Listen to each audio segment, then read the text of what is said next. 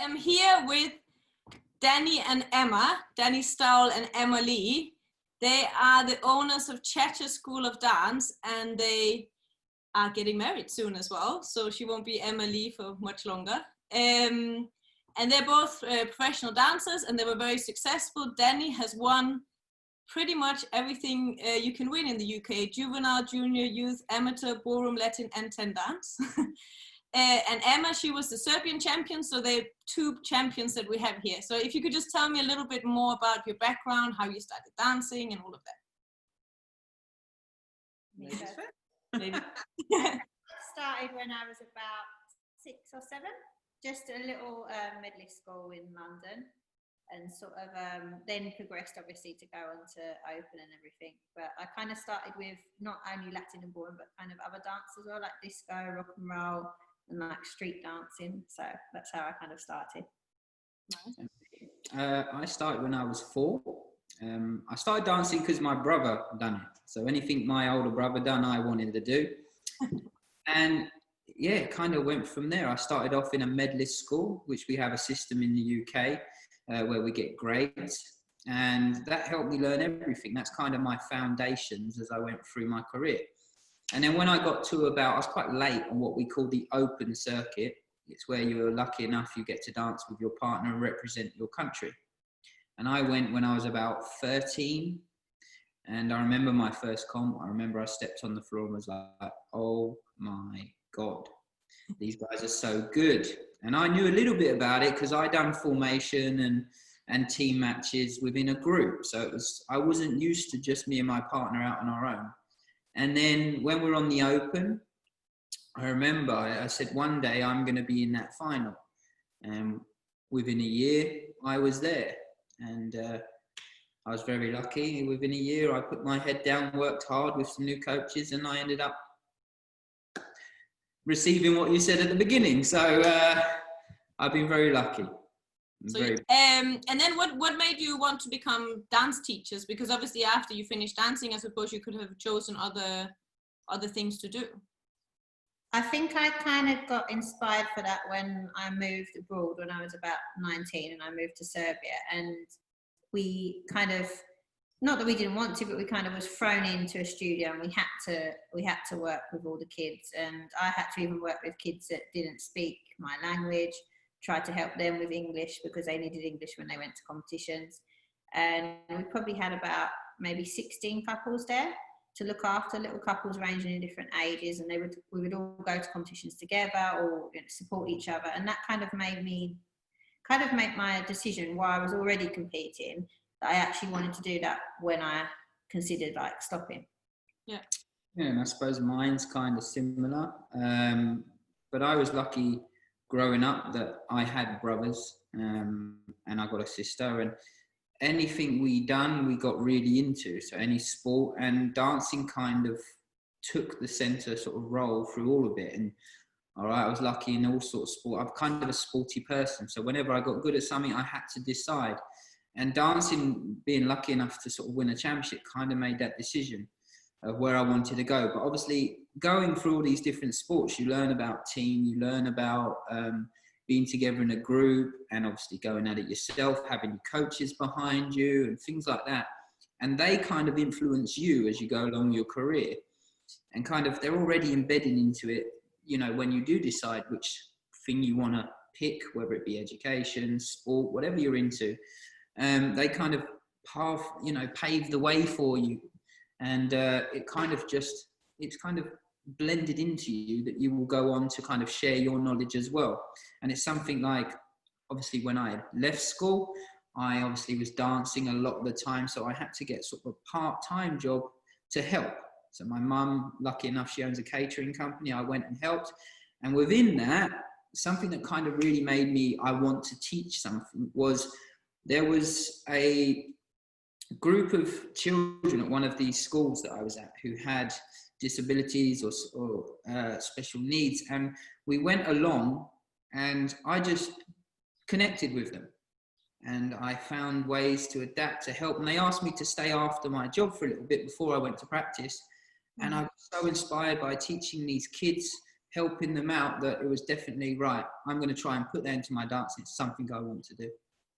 I kind of also had a lot of support from Michael Stylianos and Lorna Lee as well, to say to me, like, when I was competing, and they was obviously my main teachers, Lorna kind of sat me down when we turned professional and said, like, you really need to start thinking about building a school. It will help you while you're competing, and, you know, it's a fabulous thing to do to kind of pass on your knowledge to other people. You know, and that kind of, I suppose, all of that, the hard bit is jumping from stopping your career, competitive career, to teaching. As much as we can do a little bit of teaching as we do in our career, but to go full into it, you have to make that decision. I'm ready to stop and move on and go into what I've always wanted to do, inspire and help other people have the opportunities we had. And what do you think is like so you obviously both been kind of successful in dancing, so what would you say is like the secret ingredient that made you successful? Was there something in your personality that made you successful? You've got to have a bit of that. You've kind of got to have your own personality, your own persona on the floor. You've anyway. got to be very determined. You've got to be able to take the good parts and the knockbacks, and, you know, really try to see, when you do have hard times, to see how you can sort of come through that and not let it kind of break you.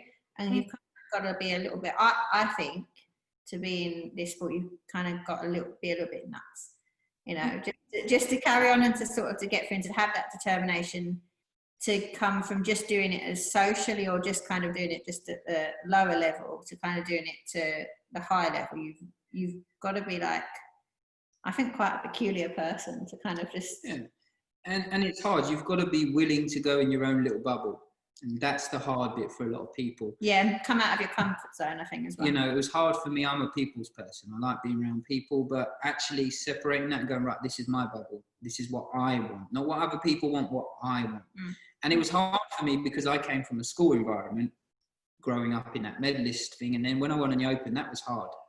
And until I knuckled down and got a good team around me, so I felt I had a bubble still, but you have to be in that bubble with just your coaches and the people you trust around you, and work hard.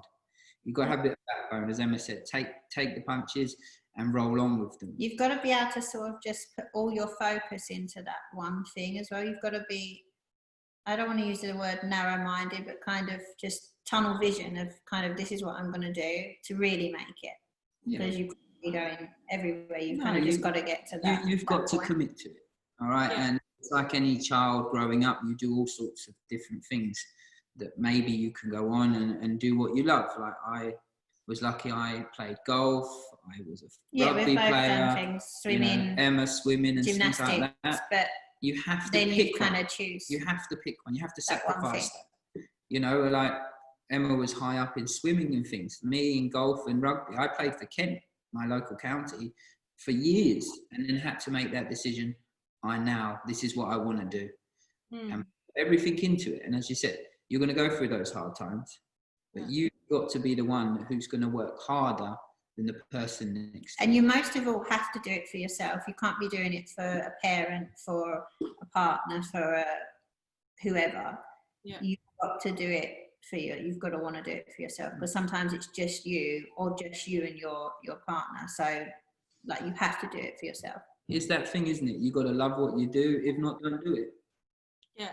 And Danny, you said that is really important, and I think this is something that is very important, to like choose the right team around you. So choose the right team of teachers, of people that you surround yourself with. So how did you like choose that set of people, or how did you decide how you chose that set of people? We obviously had, because we didn't dance together, we obviously had different sets of teachers and things. Well, I think firstly we chose, possibly because of when we saw these people, because they've all competed themselves, what we liked about them, maybe they inspired us. So maybe that's the first reason we chose them. Because obviously there's so many inspiring dancers that I've had as a teacher. But then it's really somebody that just you feel that clicks with you, that gets you as a dancer. I've obviously had teachers that are obviously my teachers, and then I've had people that I've count as my family, my coaches, you know, so there is a big difference between now. To just somebody you feel really just, most of all, just gets you, and that really is, I think you have to have a teacher that really wants it for you as well.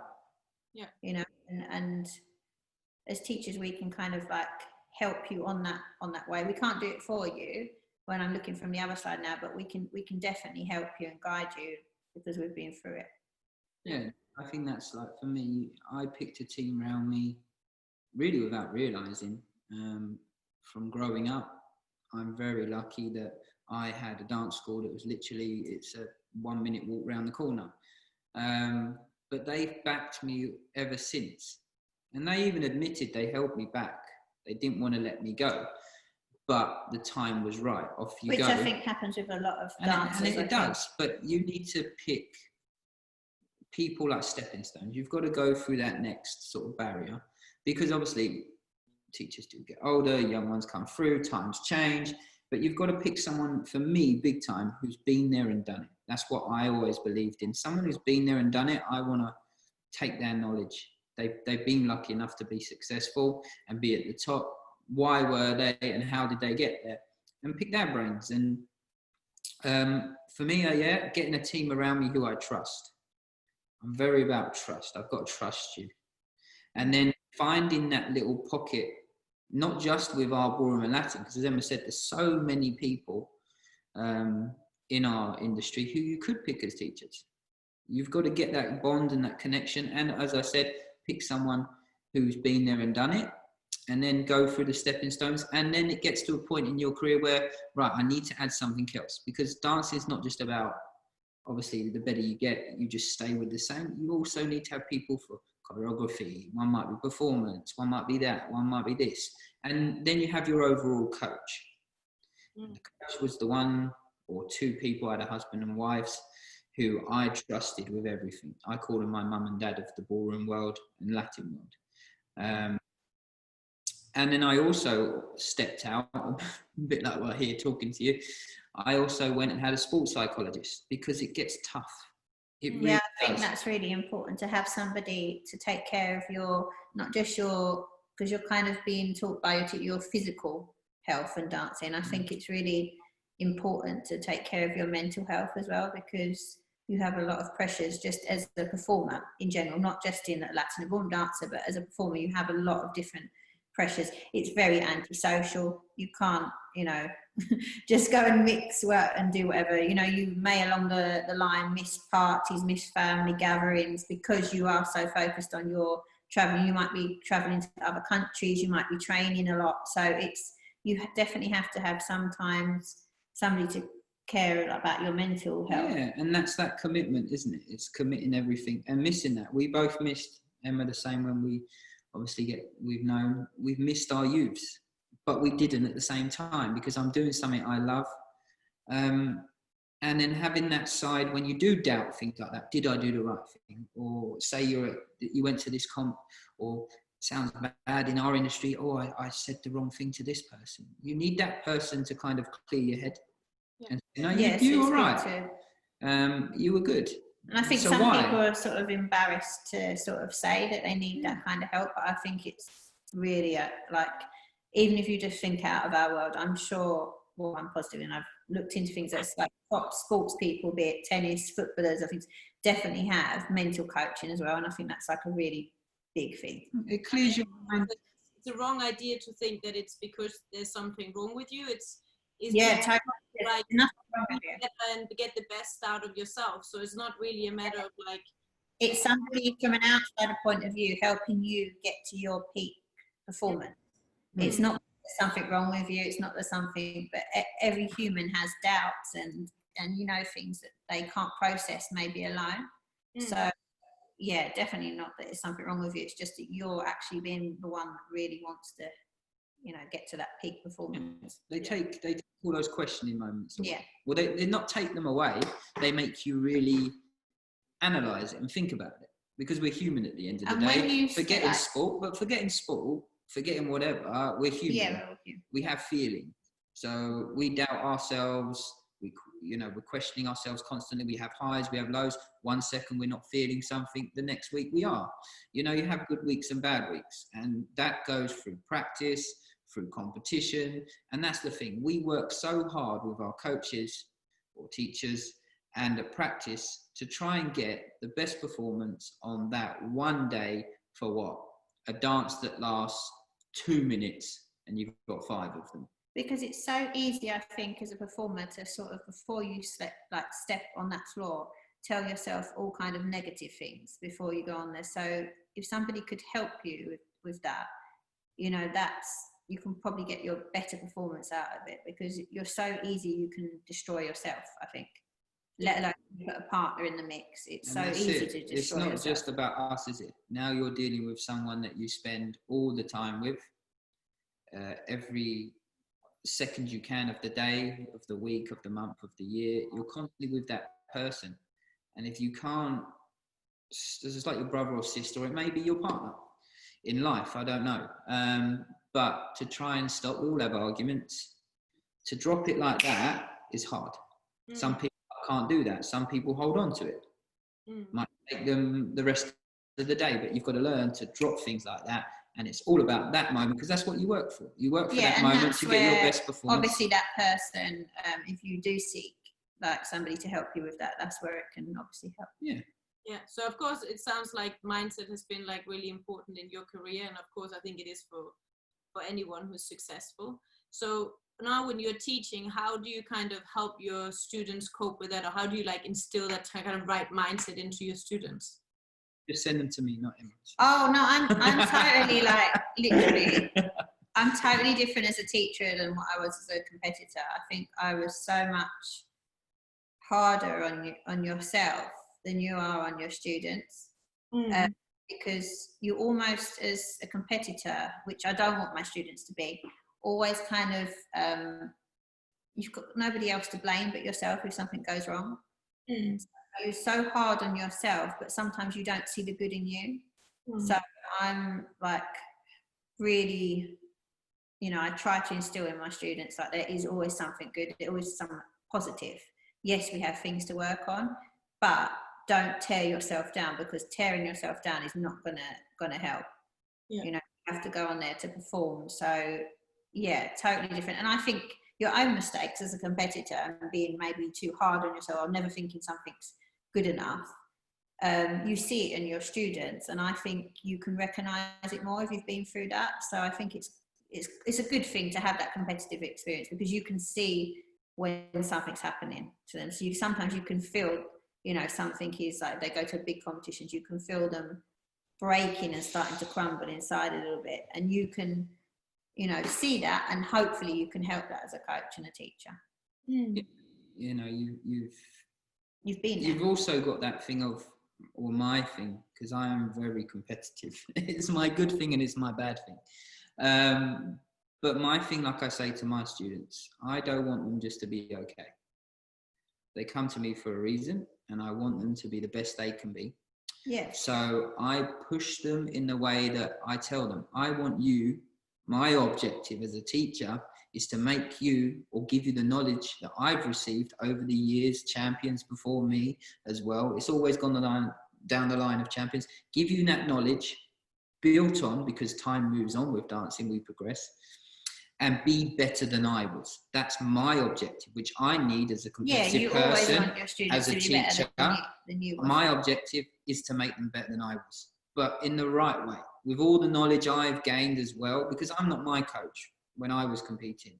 I've done the competitive, I've also branched out and done other things to help me. So I built on my knowledge. Now that was me, I needed that, which obviously a sports psychologist can tell you, I needed that, because I can't lose that. That was the hardest thing for me to do, is to stop competing. So I need to instill that in someone else. And it's helping them through, like Emma said, the highs, the lows. And it's hard.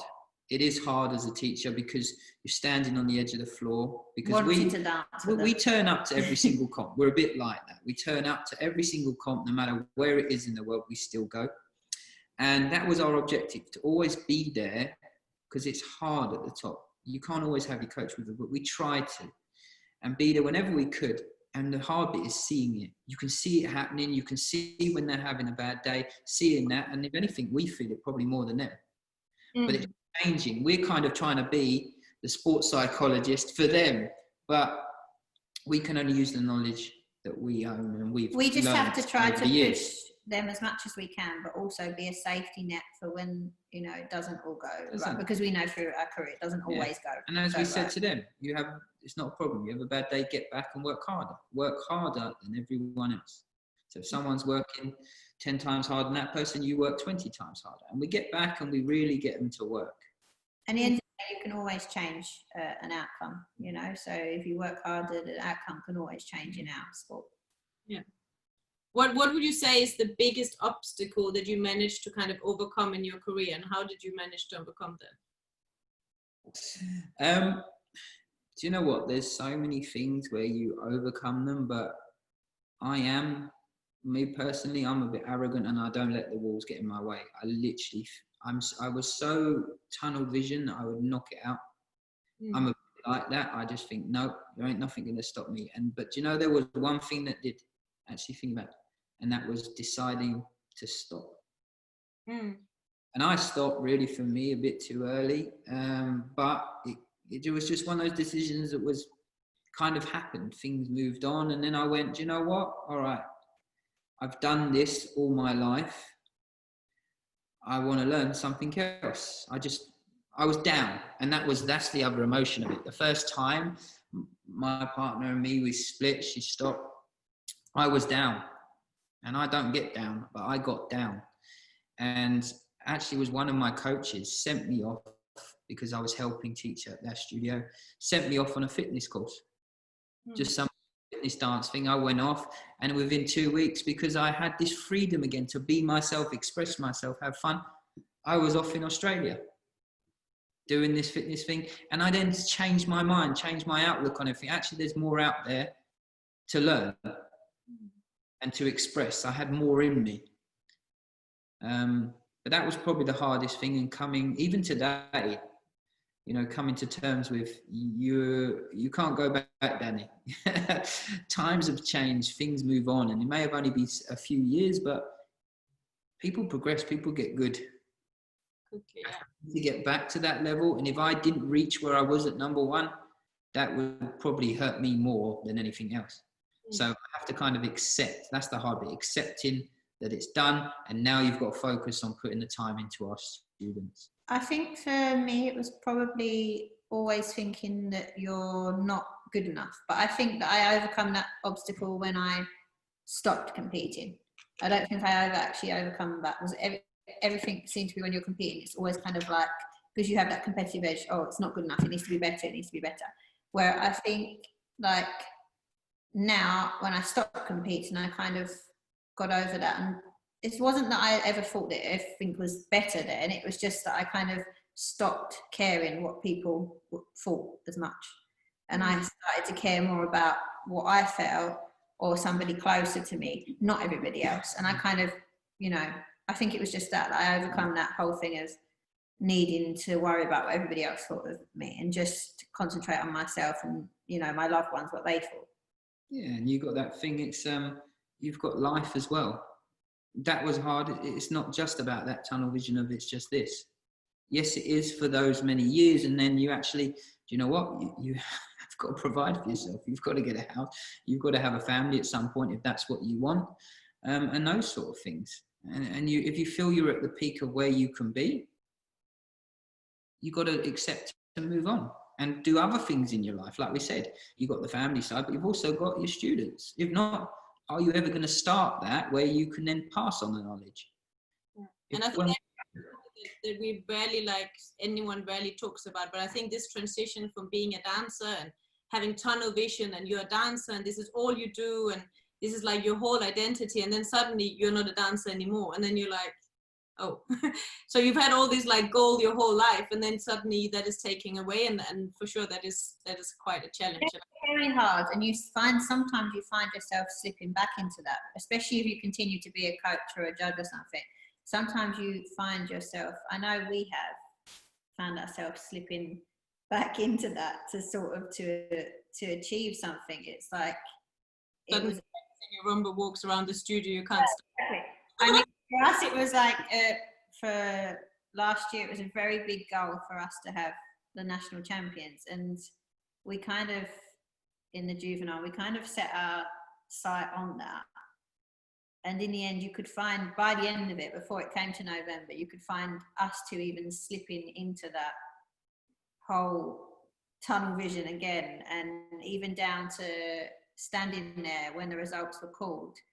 I think it was I think it was more, yeah, I think it was more shocking and more like kind of our reaction, and we were standing at the back as if we was waiting for our number to be called, where the competitors were far more, these two, 11-year-old children was far more relaxed than us two ex-competitors standing at the back, because we only saw that had to happen, that they had to be in that position. Yeah, you get stuck in situations that you've seen before, and then you kind of check yourself, because you kind of like, after you're like, right, okay, we wasn't dancing that, we couldn't change the outcome, we are the coaches, but for that moment you kind of slip back into your old you slip back into yourself. And it was that thing of, it was getting to that point where that's everything, again, yet we set stepping stones for them